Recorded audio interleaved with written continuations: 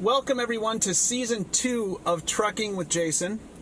We've got a pretty interesting lineup set up for the first 6 episodes. Our problem is that we had this COVID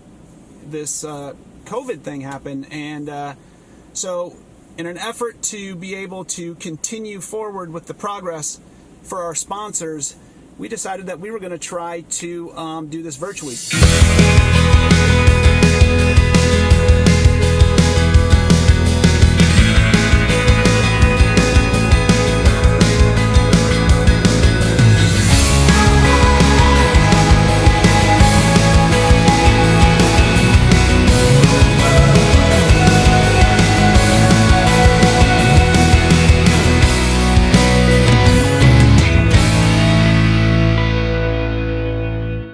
This is our first ever virtual Trucking with Jason, and I'm pretty excited here to have Greg Peterson virtually in the truck next to me. And I'm not driving today, so I can have more eye contact or screen contact or whatever we call this. But Trucking with Jason is something that we started last year because I spend a lot of time in the truck, and this seems to be when most of the business gets done. It's in the truck.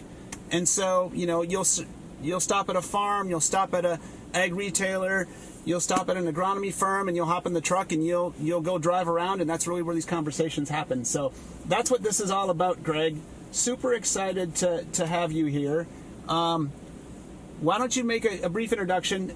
Most people don't know you as Greg, but you have an alias that most people know you as. People know me, Jason, as that crazy auction guy, I guess, in the back of the magazine for all those years. But now this machine repeat thing I've been doing for over 30 years now. It's been really fun, just compiling auction prices on all types of machinery. I honestly had no idea where I was going to go back. I knew it was good information and hopefully helpful. I know nobody was saying big data back in 1989 when I started, but no, a big fan of Farm Mobile, what you guys have built, and thank you for the invitation to join you here. Virtually trucking. This is my first virtual trucking experience, so happy to do it with a fellow Gustavus grad, Jason. I will tell you, I miss being able to give my own crop scouting report. So you're gonna have to tell me how the southern Minnesota crops are looking. I know they got in the ground early. But I was just gonna say, yeah, crops looking pretty good down here, Jason. We've had a lot of rain. Over by Le Sueur, back where we went to school there, I think St. Peter actually, where Gustavus is, had 6 inches of rain on Monday, so a little bit problematic there. But I live in Rochester, southeast Minnesota, so compared to last year, everything's looking a little bit better. That's great. That's great to hear. I know you mentioned Gustavus. It's funny because once in a while, people ask me to speak in front of groups, and I always say I went to that agricultural powerhouse in southern Minnesota, which is Gustavus Adolphus College, and they give me a courtesy laugh, and they're not really sure what I'm talking about. But then when I say that's the same school Machinery Pete went to, everybody understands what I'm talking about. So you've paved the way nicely. Well, yeah, I paved the way through their accounting department. That was my major in 1988. So, but when I talk to young farmers in particular, I tell them, life's path is winding and interesting, so don't just be ready to adapt, just like you're adapting here with Trucking with Jason. We roll with the punches, and we look for opportunities, and we love Gustavus. I met my wife Jackie there, and our daughter Megan graduated in 13, and good liberal arts education. They prepare you for many different paths in life. My wife is a fellow Gustie as well. That's great. We're doing a Gustavus commercial here. Maybe we'll have to get some sponsorship dollars from them. All right, so let's get into the meat of it. So I think the first question I wanted to ask, because this is always what people ask you, and it's always what people get really excited about, is what do you see in the used machinery market right now, given the fact that, I think the overall farm economy is still kind of, it's limping along here, but how do you see used equipment values right now? Well, I tell you, Jason, 2020 has been just fascinating. If we can pull back out of the emotion of all the stuff we've had to deal with the pandemic and other issues in our country, and like you say, agriculture, of course, yeah, we're limping along. It's challenging times, but I tell you what, when it comes to used farming equipment values, 2020 has been, values are up. I mean, that's the cold hard fact.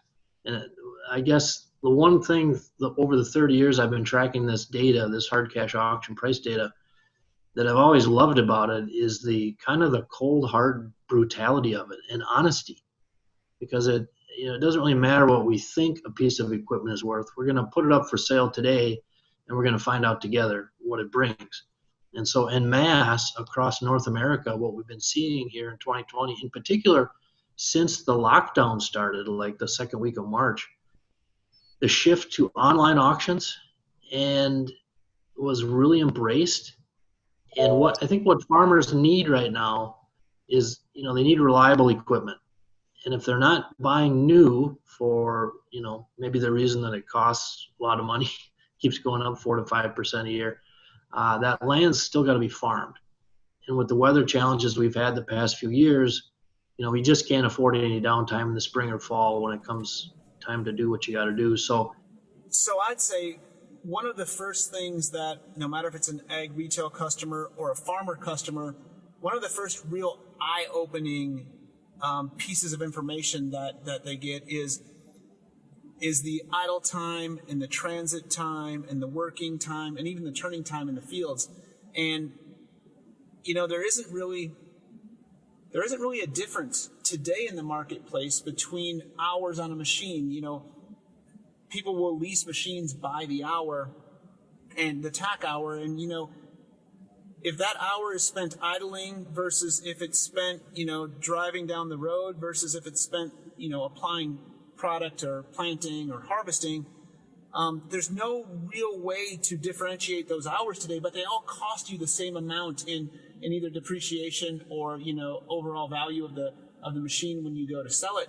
And so I don't believe that there's a service out there today that gives you this, but we really see this as a big opportunity in the future for owners of equipment to maintain logs of how much of that machine time was idle, how much of it was working, how much of it was actually transit time down the road, because we think that will change the value of the piece of equipment. And as far as I know, there isn't a system out there today that can do that. And I think that's a really exciting opportunity specifically for the used equipment market. Honestly, I think what you're sitting on with Farm Mobile, with that application you described, could sort of revolutionize the used farm equipment business. Because presently, no, like you say, it's measured on the hour. So whether it's at auction, for sale private, or through a dealer on the used lot, let's just take a tractor. It's 5 years old. It's got X number of hours. But that doesn't fully tell the story of how that tractor was used, or that, that piece of equipment.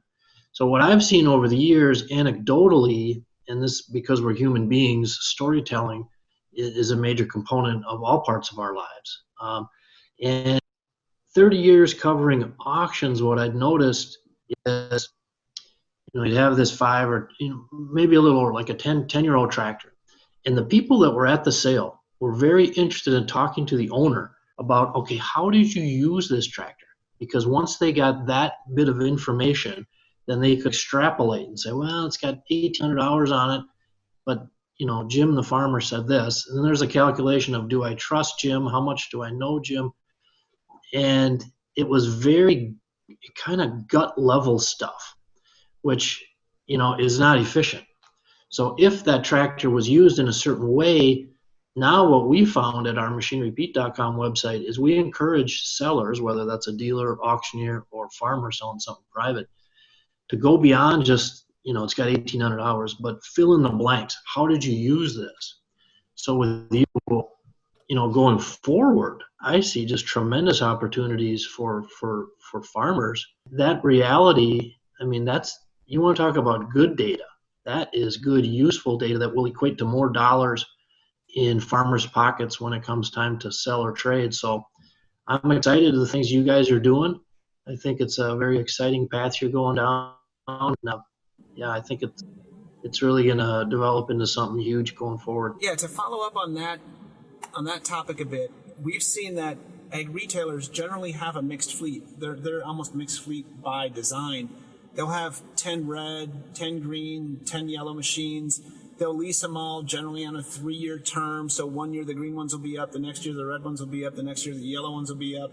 And they're constantly doing this fleet rotation. But what we've been able to do is we've been able to normalize all the data coming off of those machines and really figure out from an economic standpoint how those machines perform.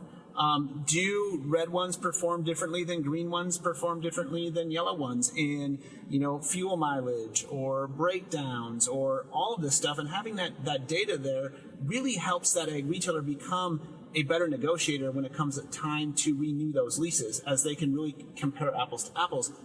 I think this is a really big opportunity for the farmers as well, as they're moving forward, when they're able to use the right machine for the right job, regardless of color, and still be able to get all that data in one place. It's a really exciting time for farmers.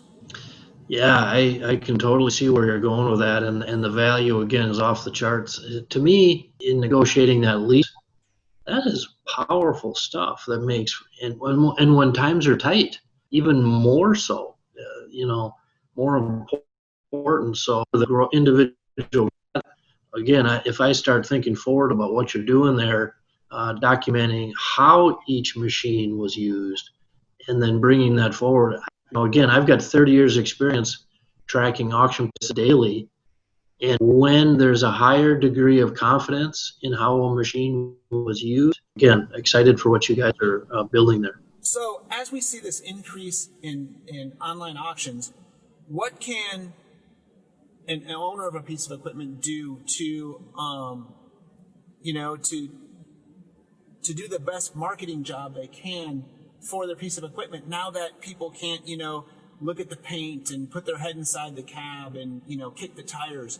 What are the things that lead to a good presentation, therefore more eyeballs looking at the item, therefore an increased price? And I think first off is the number of pictures. Our research at machinerepeat.com shows the more pictures you have, the better. The more likely you are to get people to click. They'll see the little notation and say, oh, it's got 30 pictures. And it might sound stupid. I've got, this field cultivator I'm selling, but I'm telling you, the more pictures you take, the better. Again, I think in the description of the item, trying to go beyond just the kind of, the first owner, second owner, important stuff. Just try to, to whatever degree you can, personalize it. Maybe say what dealership you bought it from, how it's been serviced, how it's been used. That's a good thing. And then I think if and whenever possible, the video element is coming to the fore. So to see the owner talk about the item that's going to be up for auction or for sale private or whatever, I think we're right on the front edge of that, and that's going to change things big time, I think. Let's say you were trading or you were selling a tractor on an auction, Jason. As a prospective bidder, what I would really enjoy seeing is a little video clip of you standing by it.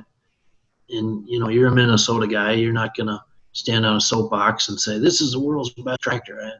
We don't need that. What we just need is you saying, hey, here's the deal. I bought this thing years ago. I used it to do this, got X number of hours. I serviced it. I bought it wherever. Just be real with it. If it's got an issue, call it out. Say it's got a crack in the hood.